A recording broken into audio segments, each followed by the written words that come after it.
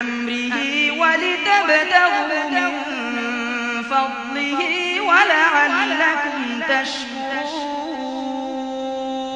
আর কোথায় আছে আর কোথাও নেই ঠিক ভালো করে খেয়াল করো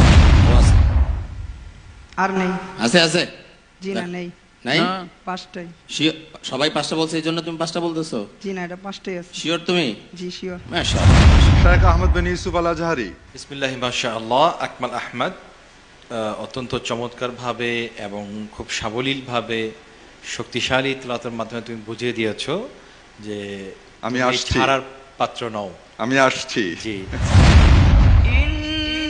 الذين اشتروا الكفر بالإيمان لن يضروا الله شيئا ولهم عذاب أليم ولهم عذاب عظيم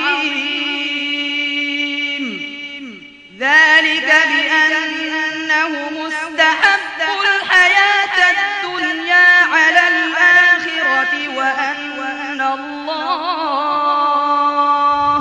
বিচারক মণ্ডলী চূড়ান্ত ভাবে তোমাকে ঘিরে ফেলেছিল প্রশ্ন বানে নানা রকম কায়দা করেও তোমাকে ঠেকাতে পারেনি ধন্যবাদ তোমাকে বন্ধু তুমি শক্ত ভাবে বিচারক মণ্ডলীকে প্রোটেস্ট করেছো তাকে যখন বলা হলো আর কোথায় আছে সে ওই রকম ইয়াকিনের সাথে বলে দিয়েছে আর নেই তার মানে তার এমন কণ্ঠস্থ যে আসলেই আর নেই আলহামদুলিল্লাহ তোমাকে ধন্যবাদ তোমার উস্তাদ তোমার যারা গড়ে উঠিয়েছে তাদের সবাইকে ধন্যবাদ দর্শক ডেকে রেখেছি এমআরএস ইন্ডাস্ট্রিজ লিমিটেড পাওয়ার রাউন্ডের সর্বশেষ প্রতিযোগী হাফেজ আকমাল আহমদকে হাফেজ আকমাল আহমদ বিআরবি হিফজুল কোরআন সেরাদের সেরা হাফিজ السلام عليكم ورحمة الله وبركاته وعليكم السلام ورحمة الله وبركاته أعوذ بالله من الشيطان الرجيم بسم الله الرحمن الرحيم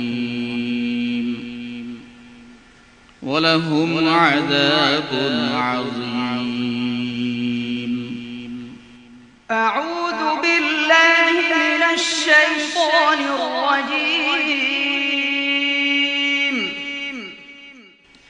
بسم الله الرحمن الرحيم ولهم عذاب عظيم ومن الناس من يقول آمنا بالله وباليوم الآخر وما هم بمؤمنين يخادعون الله والذين آمنوا وما يخدعون إلا أنفسهم وما يشعرون ولهم عذاب عظيم إن الذين اشتروا الكفر بالإيمان لن يضروا الله شيئا ولهم عذاب أليم ولهم عذاب عظيم ذلك بأنه مستحب الحياة الدنيا على الآخرة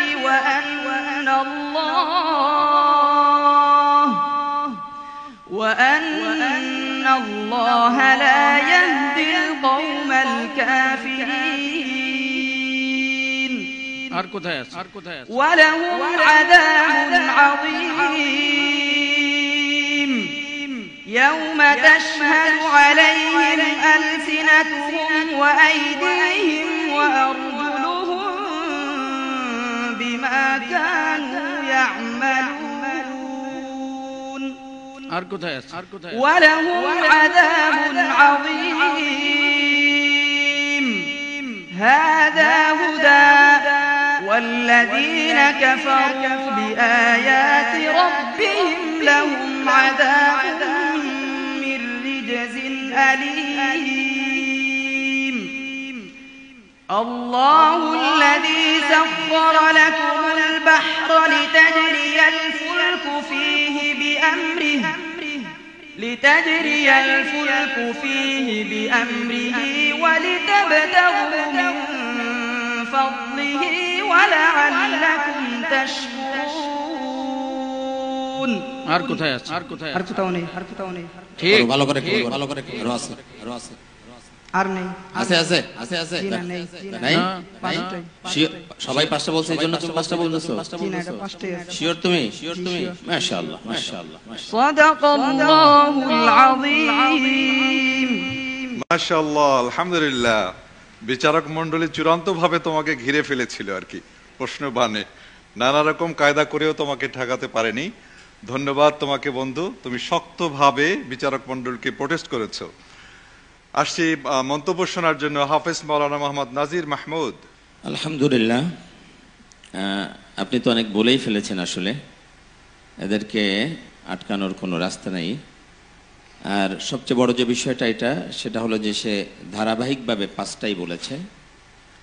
আলহামদুলিল্লাহ, চমৎকার। আলহামদুলিল্লাহ, দেখা হবে সামনের পর্বে, ইনশাআল্লাহ। কেমন করে সেটা দেখবো আমরা ইনশাআল্লাহ। অসংখ্য ধন্যবাদ সংক্ষিপ্ত মন্তব্য করার জন্য শায়েখ আহমদ বিন ইউসুফ আল আজহারি। বিসমিল্লাহি মাশাআল্লাহ। আকমাল আহমদ, অত্যন্ত চমৎকারভাবে এবং খুব সাবলীলভাবে শক্তিশালী তিলাওয়াতের মাধ্যমে তুমি বুঝিয়ে দিয়েছো যে আমি তুমি আসছি। ছাড়ার পাত্র নও। আমি আসছি। জি, তো অনেক দোয়া রইল, অনেক দূর এগিয়ে যাও। বারাকাল্লাহ। অসংখ্য ধন্যবাদ সম্মানিত বিচারক মুফতি মুহিবুল্লাহ আল বাকি নদভী। আমি তো তার তেলাওয়াত, তার তাসবিহ, তার সুর, এগুলির প্রশংসা তো আগে থেকেই করে আসতেছি, কিন্তু আজকে যে সে দৃঢ়তার সাথে মনোবল দেখিয়েছে, এটা কিন্তু আরও বিস্ময়কর ব্যাপার। কারণ একটা প্রতিযোগীকে যখন বলা হয় আরও আছে কিনা, তখন তার মনের মধ্যে একটা সন্দেহ জায়গা স্বাভাবিক, কিন্তু সে এটাকে কোনো কেয়ারই করে নাই। এই তার যে মনোবল এবং দৃঢ়তা, কনফিডেন্ট, এটার জন্য আরও ধন্যবাদ। আল্লাহ তাকে কবুল করে নিন। হাফেজ মাওলানা মোহাম্মদ মুতাহার উদ্দিন। আলহামদুলিল্লাহ, তার জবাব শুনে আমি অত্যন্ত আনন্দিত হয়েছি। আল্লাহ পাক কোরআনে যেমন বলছেন লা রাইবা ফি, কোনো শকশুবা নেই। তাকে যখন বলা হলো আর কোথায় আছে, সে ওই রকম ইয়াকিনের সাথে বলে দিচ্ছে আর নেই। তার মানে তার এমন কণ্ঠস্থ ঠোঁটস্থ যে আসলেই আর নেই। জি, আলহামদুলিল্লাহ, তোমাকে ধন্যবাদ। তোমার উস্তাদ, তোমার যারা গড়ে উঠিয়েছে তাদের সবাইকে ধন্যবাদ। আল্লাহ সবাইকে কবুল করুন। অসংখ্য ধন্যবাদ আপনাকে। এবারে মন্তব্য শুনবো হাফেজ মাওলানা মোহাম্মদ লিয়াকত হোসাইন আপনার। আল্লাহ পাক তোমার মধ্যে অনেক মেধা দিয়েছেন এবং কোরআনের প্রতি এত বেশি দখলদারিত্ব তুমি অর্জন করেছ, এটা তোমার জন্য কি বলে দোয়া করব। আল্লাহর কাছে মোনাজাত করি, তোমাকে আল্লাহ কামিয়াব করুন। আমিন। অসংখ্য ধন্যবাদ আপনাকে।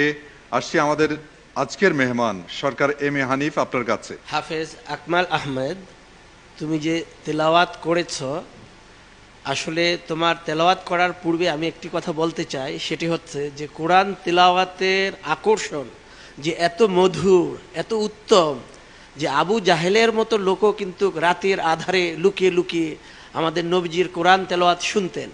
আজকে আমার মনে হয় তুমি সেরকমই একটি সুরের মূর্ছনা তুমি আমাদেরকে উপহার দিয়েছ।